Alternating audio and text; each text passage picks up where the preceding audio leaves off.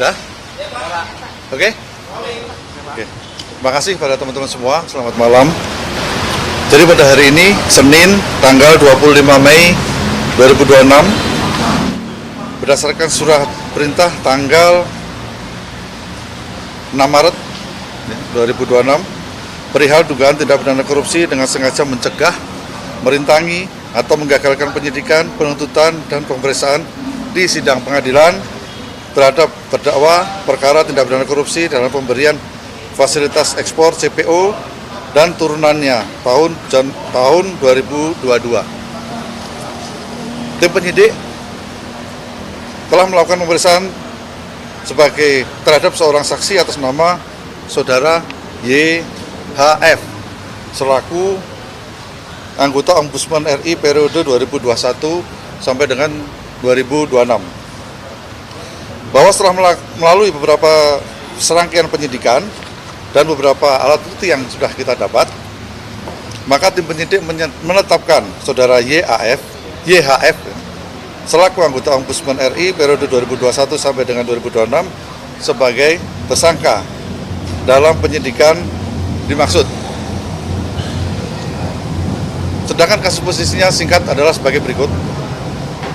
Pada awal bulan Februari tahun 2022, pada saat terjadi kelangkaan minyak goreng di Indonesia, YHF selaku anggota Ombudsman RI menginisiasi untuk melakukan investigasi dengan cara memerintahkan tim Kepala Keasistenan Utama 3 melakukan survei di 34 provinsi di wilayah Indonesia dan tracking melalui media yang selanjutnya dituangkan dalam laporan Ombudsman tanggal 24 Maret 2022 perihal dugaan maladministrasi dalam penyediaan dan stabilisasi harga minyak goreng oleh Kemendak RI.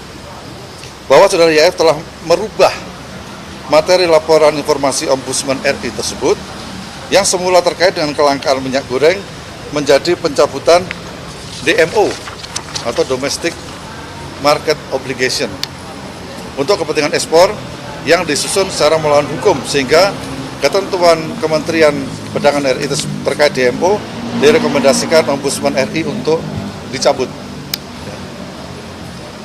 Jadi perlu teman-teman ketahui bahwa DMO ini merupakan perbuatan melawan hukum yang kita sangkakan terhadap perkara minyak goreng ya pada tahun 2022. Bahwa LHP Ombudsman RI nomor 418 tanggal 15 Agustus 2022 yang disusun secara melawan hukum oleh saudara YHF seharusnya hanya diberikan kepada Kemendak RI sebagai terlapor. Tetapi saudara YHF memberikan LHP kepada saudara MS dan tim dari AALF Legal ya, yang kemudian dijadikan dasar hukum untuk materi gugatan TUN dan materi gugatan perdata kepada Kemendak RI, sehingga hal tersebut menjadi pertimbangan dalam putusan onslah perkara pidana CPO dengan terdakwa korporasi PT Wilmar Group, PT Musimas Group, dan PT Permata Hijau Group di tingkat pengadilan negeri. Bahwa saudara YHF telah menerima sejumlah uang dari korporasi PT Wilmar Group terkait dengan LHP tersebut melalui rekening orang lain ya, dan beberapa proyek dari perusahaan yang tergabung dalam Wilmar Group di kemudian hari ya. Bahwa tersangka disangka melanggar pasal 21 Undang-Undang Tipikor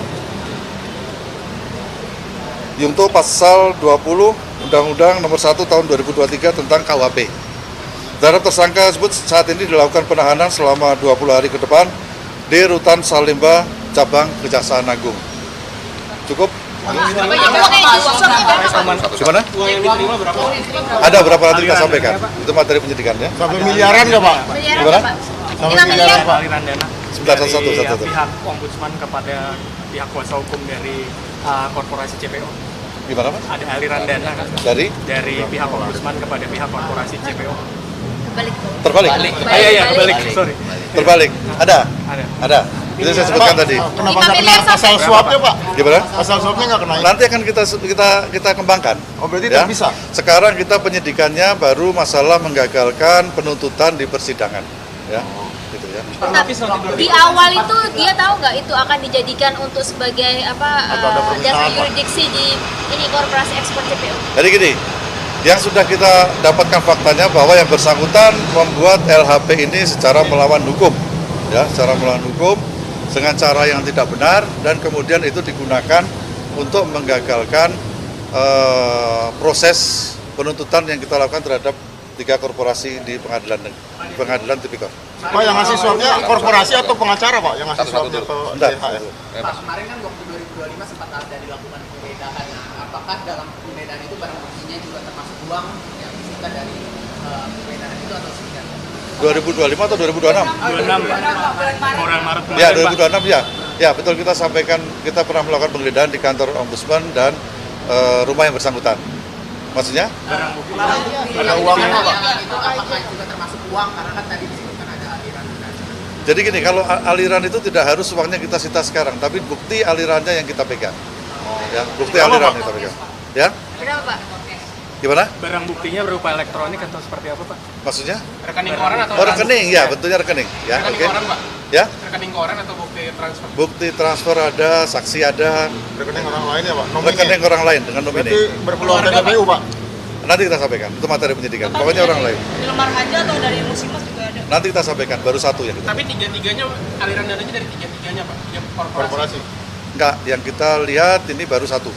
Gitu Pak. Satu korporasi aja, Pak? Baru satu. Tapi kan satu itu mungkin akan kita kembangkan. Apakah ada yang lain juga di situ sekalian? Milmar aja, Pak. Baru satu ya. Milmar doang. Baru satu. Iya. Ya. Ya. Oke, itu saya sebutkan Berarti tadi. Cukup. rekomendasi dari Ombudsman ini diduga melindungi untuk kepentingan korporasi CPO di PT UN, Pak, atau seperti apa? Bukan. Jadi gini. Ini secara terstruktur gitu ya. Jadi pertama adalah dengan cara membuat LHP di Ombudsman ya. Kemudian LHP itu menyatakan maladministrasi terhadap DMO. DMO itu adalah merupakan perbuatan melawan hukum yang kita sangkakan terhadap para tersangka perorangan dan korporasi, Permendak. Setelah dapat LHP, itu digunakan untuk menggugat Kemendak melalui petun dan juga melalui perdata. Ya, sehingga pada saat itu putusan pidananya ini tertunda lama. Pidana untuk korporasi tipikor ini tertunda lama. Nah, setelah mendapatkan putusan petun dan putusan dari perdata itu digunakan dalam pledoi dan itulah digunakan untuk membebaskan atau onslah dari perkara 3 korporasi itu ya sebagai pertimbangan. Ada indikasi dia juga main di perusahaan lain nggak Pak selain tersebut? Belum. Karena ada kemungkinan yang kita sangkakan sekarang adalah terhadap persidangan 3 korporasi itu pun di tingkat pertama. Oke. Karena di tingkat kasasi kan dibatalkan itu. Nomor rekening itu milik orang anggota Ombudsman, keluarga atau? Bukan. Ada orang dekatnya. Pak, kasusnya Cukup Ada ya? indikasi ada Gimana?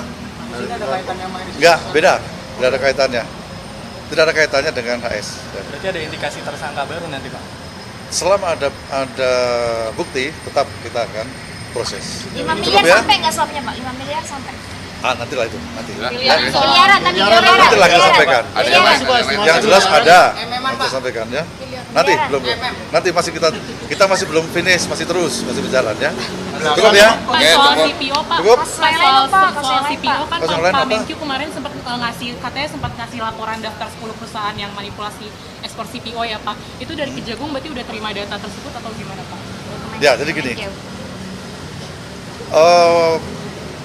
Perkara manipulasi atau transfer pricing itu kita sekarang sedang melakukan penyidikan ya itu sekitar mungkin 1 bulan lebih lah.